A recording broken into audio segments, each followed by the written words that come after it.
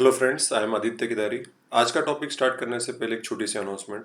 आज शाम को 8 बजे ऑन एकेडमी प्लेटफॉर्म पर मेरा एक सेशन है, लाइव सेशन है on how to prepare sociology optional for UPSC, जिसमें मैं यूपीएससी के बारे में थोड़ा बहुत बात करूंगा और सोशियोलॉजी ऑप्शनल की डिटेल एनालिसिस बताऊंगा कि इस ऑप्शनल के एडवांटेजेस डिसएडवांटेजेस क्या है with respect to UPSC.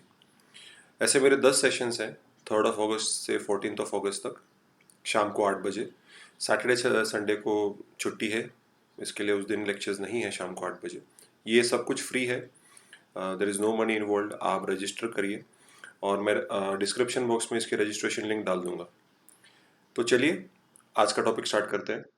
Turkey approves social media law. ठीक है, तो यहाँ पे आप देख सकते हैं जो टर्की के प्रेसिडेंट है रेसिप तय्यिप एर्डोगान, उन्होंने ये सोशल मीडिया का जो लॉ है इसको पास किया है। तो चलिए एनालिसिस करते हैं। Turkey's parliament has approved a new social media law that gives authorities greater power to regulate social media despite concerns of growing censorship. तो उनका जो पार्लियामेंट है, उन्होंने एक नया सोशल मीडिया जो है हमारा Facebook, Twitter, Instagram, Snapchat, Facebook, इसको रेगुलेट करने के लिए एक नया लॉ बनाया गया है। ठीक है, ऑल्दो हमारे देश में तो ऐसा कोई लॉ है नहीं। हमारे देश में इंफॉर्मेशन टेक्नोलॉजी एक्ट 2000 है जो कि हमारे यहाँ पे साइबर क्राइम रिलेटेड है, लेकिन सोशल मीडिया को रेगुलेट करने के लिए एज सच कि कौन सा कंटेंट डालना चाहिए और क्या नहीं डालना चाहिए, इतना ओवरऑल लेजिस्लेशन नहीं है। तो टर्की ने ऐसा लॉ बना दिया है। तो recently hundreds of people have been investigated and some arrested over social media posts on the COVID-19 pandemic, opposition to Turkish military offensives abroad or insulting the president of Turkey।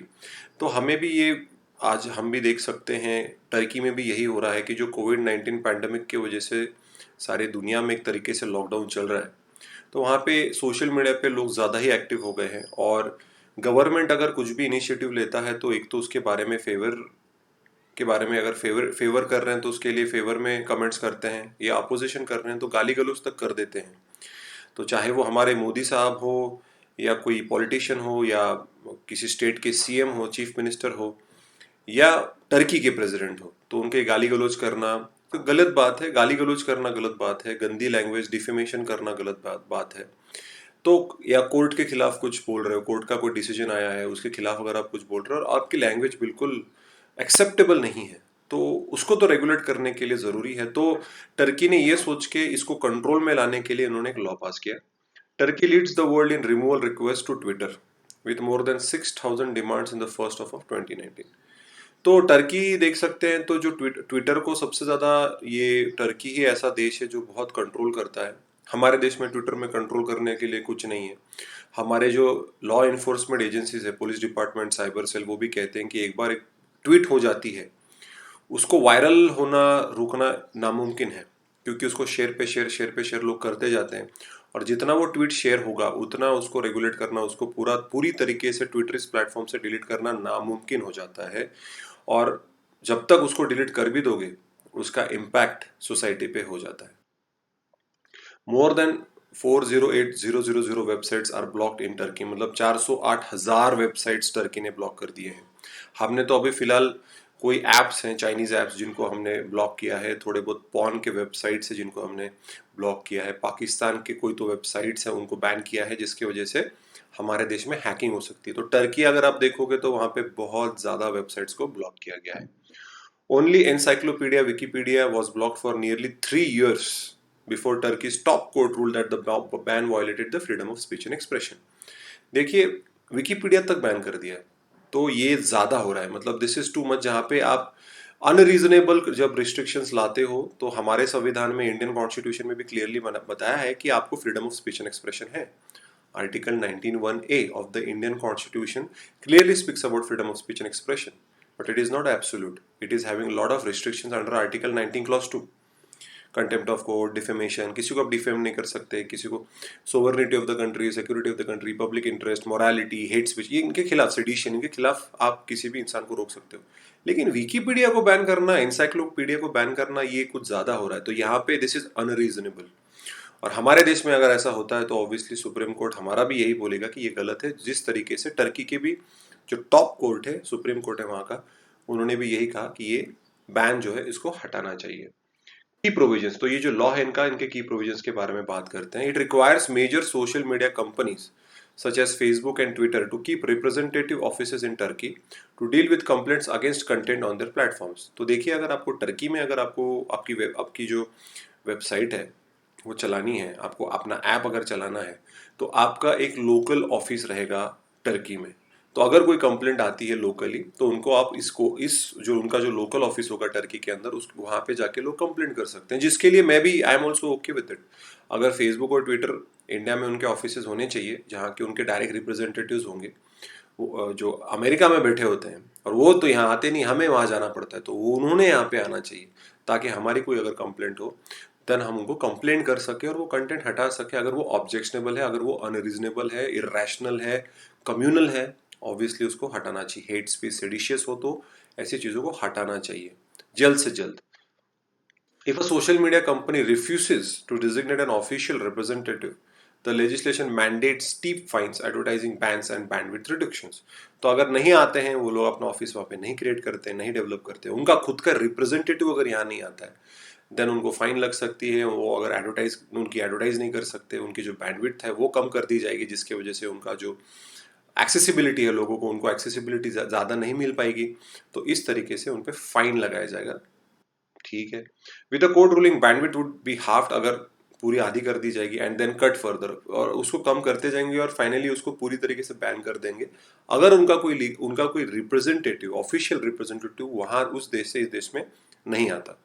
Bandwidth reduction means social media networks would be too slow to use, जैसे मैंने बोला, access नहीं कर पाएंगे। Facebook आपके mobile में जरूर रहेगा, लेकिन अगर आप उसको एक्सेस ही नहीं कर पाते हो, उसकी वेबसाइट खुलने में अगर 5-5 मिनट लग रहे हो, तो आप फेसबुक का इस्तेमाल करना छोड़ दोगे। Correct. The representatives will be tasked with responding to individual requests to take down content violating privacy and personal rights within 48 hours or to provide grounds for rejection। 48 hours, 2 दिनों के अंदर कोई भी ऑब्जेक्शनेबल अगर कंटेंट है उसको निकालना पड़ेगा उनके वेबसाइट से। अगर रिजेक्ट कर देंगे तो उनके खिलाफ एक्शन ली जाएगी। The company would be held liable for damages if the content is not removed और ब्लॉक्ड विद इन 24 आवर्स। तो 24 घंटे, 48 आवर्स के अंदर तो ऑब्वियसली उसको उनको ये बताया जाएगा, ग्राउंड्स बताए जाएंगे, लेकिन एक दिन के अंदर वो हटाना पड़ेगा या कम से कम ब्लॉक करना पड़ेगा। It would require social media providers to store user data in Turkey. तो जो भी डेटा, अभी ये बहुत अच्छा प्रोविजन है कि अगर टर्किश लोग हैं, उनका कोई भी पर्सनल डेटा है, पर्सनल सेंसिटिव इंफॉर्मेशन है, तो उसका डेटा टर्की में ही रहेगा। ये बहुत ही बढ़िया प्रोविजन है, क्योंकि हमारा डेटा ये लोग वहाँ पे अमेरिका में जाके, यूरोप में जाके बेच रहे हैं, उससे लाखों करोड़ों पैसे कमा रहे हैं, और हमें पता तक नहीं कि हमारा डेटा बेचा जा रहा है for advertising, for marketing, for branding purposes, हमें पता ही नहीं चल रहा है। हमारे यहाँ पे अभी भी डेटा प्रोटेक्शन लॉ के ऊपर हम चर्चा कर रहे हैं। तो अगर ऐसा होता है तो टर्की का ये बहुत ही अच्छा प्रोविजन कि उनका डेटा उसी देश में रहेगा, बाहर, उनके देश के बाहर नहीं जाएगा, परमिशन लेके ही उसको आप बाहर लेके जा सकते हो। Need for the law governments arguments, कि भैया गवर्नमेंट का क्या कहना है, क्योंकि क्या है, जो freedom of speech and expression के जो एक्टिविस्ट हैं, सोशल एक्टिविस्ट, वो बोल रहे हैं गलत है, रेगुलेट करना गलत है, लेकिन गवर्नमेंट क्या कहता है। द गवर्नमेंट सेज, ये टर्की का गवर्नमेंट है, the legislation was needed to combat cyber crime and protect users. देखिए, साइबर क्राइम को कॉम्बैट करना है, हैकिंग हो गया, डिनाइल ऑफ सर्विस हो गया, रैंसमवेयर हो गए, मैलवेयर, वायरसेस, इनके खिलाफ प्रोटेक्शन, यूजर्स को बचाना है हमारे। तो हमारे देश में तो ऑलरेडी इंफॉर्मेशन टेक्नोलॉजी लॉ इसको ओवरऑल कवर करता है, लेकिन मुझे लगता है कि इंडिया का भी लॉ अमेंड करने की जरूरत है, क्योंकि बहुत टेक्नोलॉजी में एडवांसमेंट हो गई है। हमारा law last time cyber crime के रिलेटेड 2008 में अमेंड हुआ था, 12 साल के ऊपर हो चुका है। We need a change in India as well. The law was necessary to contain cyber bullying and insults against woman. बहुत ही बढ़िया। साइबर बुलिंग पे अभी तक इंडिया में स्पेसिफिकली कोई लॉ नहीं है, लेकिन ऑब्वियसली इंसल्ट्स अगेंस्ट वुमन के लिए हमारे पास लॉज ऑलरेडी एग्जिस्टेंट है इंडिया में।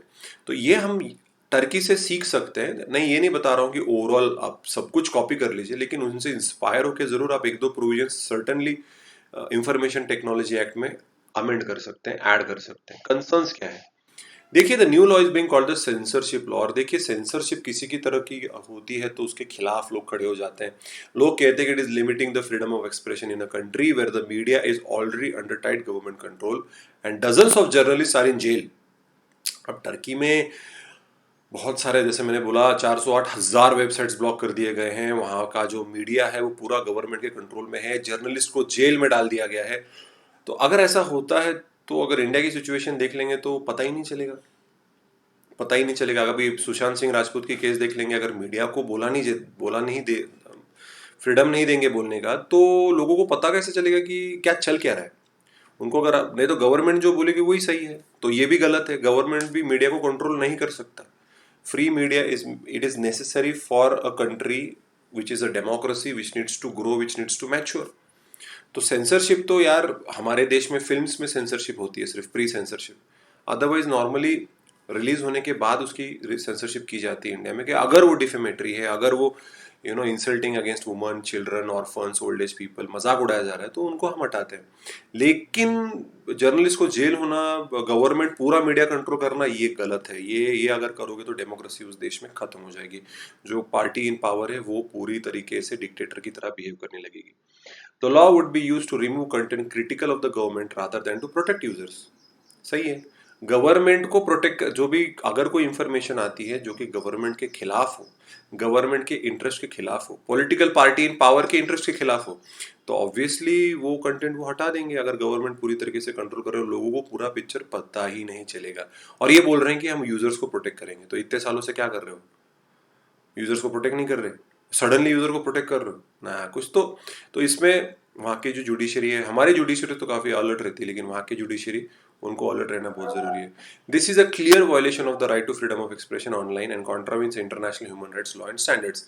ठीक है, अब थोड़ा बहुत तो कंट्रोल मॉडि देखिए, मैं तो मानता हूँ कि कोई भी राइट एब्सोल्यूट नहीं होना चाहिए। आज के डेट में मैं भी जब देखता हूँ, इंस्टाग्राम की मीम्स हो जाए, फेसबुक पे वीडियोस हो जाए, यूट्यूब पे वीडियोस हो जाए, जहाँ पे आउटराइटली लोगों को गाली गलौज किया जा रहा है, गंदी जबान इस्तेमाल की जा रही है, और लोगों को इंसल्ट किया जा रहा है, गवर्नमेंट के खिलाफ बोला जा रहा है। ठीक है, बोलिए, कोर्ट के जजमेंट के खिलाफ बोलिए, लेकिन जैसे मैं हमेशा बोलता हूँ, क्रिटिसाइज करना एक मैच्योर डेमोक्रेसी की जरूरत है। किसी भी डेमोक्रेसी को मैच्योर होने के लिए क्रिटिकल एनालिसिस होना जरूरी है, क्रिटिसिज्म होना जरूरी है, लेकिन वो क्रिटिसिज्म कंस्ट्रक्टिव होना चाहिए। आप सिर्फ गाली दिए जा रहे हो, गाली दिए जा रहे हो, और वो वायरल हो जाता है। उनको वायरल होना, उनको पैसा कमाना है। लेकिन जिस इंसान के खिलाफ बोले जा रहे हो वो गलत है, तो आप एक कंस्ट्रक्टिव क्रिटिसिज्म दीजिए, आप सोल्यूशन भी बताइए। अगर आप प्रॉब्लम बता रहे हो, you need to give solutions.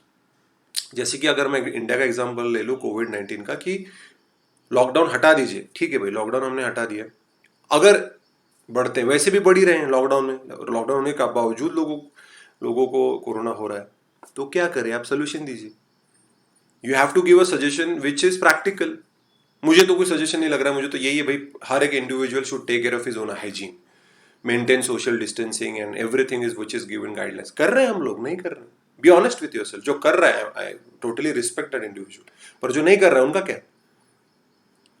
So finally you can not blame each and everything on the government. हमारी खुद की भी रिस्पॉन्सिबिलिटी होती है, हमारे देश की तरफ, हमारे कलीग की तरफ, हमारी फैमिली की तरफ, हमारे फ्रेंड्स की तरफ। ऑलराइट, तो ठीक है, थोड़ा बहुत freedom of speech and expression थोड़ा वॉयलेट हो रहा है, लेकिन अगर उसको हम कंट्रोल कर रहे हैं, उसको अगर हम एक आउट ऑफ प्रोपोर्शनल, अनरीजनेबल अगर कुछ भी बोले जा रहे हो, तो उसको डेफिनेटली उसको हमने बैन करना चाहिए, ऐसे कंटेंट को हटा देना चाहिए।